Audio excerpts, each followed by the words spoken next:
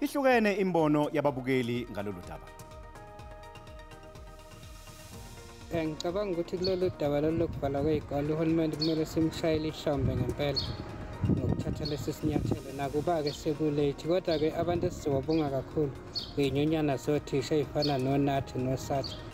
Sihle isinqumo esithathwe umongameli sokuba kuvalwe izikole ngoba kuye kutholakale umuntu onegciwane esikolweni sivele zivalwe izikole. Mina bese ngibona nje ukuthi abafundi abangasafunda kulonyaka baqhubeke kunyaka ozayo.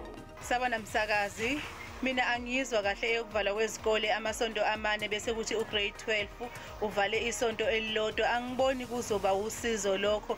Mina ngiwumongameli bengizowuchitha lo nyaka abafundi babuyele emaklasini abo ngonyaka ozayo.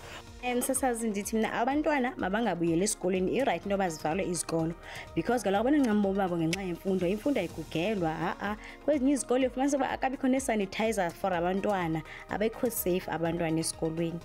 Mna ndihambisani naso wonke lo mbono kamongameli woba izikolo mazivalwe kuba kaloku ayithethi ukuthi xa zivalwe abantwana bazawuhlala ezindlini, bazawuhamba abantwana bodlala benze le nto ibiza kwenziwa ngumntana wonke. Yazi singabazali kunento esingayinaki, ingane masiloku sithi idlala ekhaya siyayeka kodwa zibe uvanza, sazi ukuthi zidlala kuphi la idlala khona. Ngcono esikoleni bayasanitize bafakile ama-mask.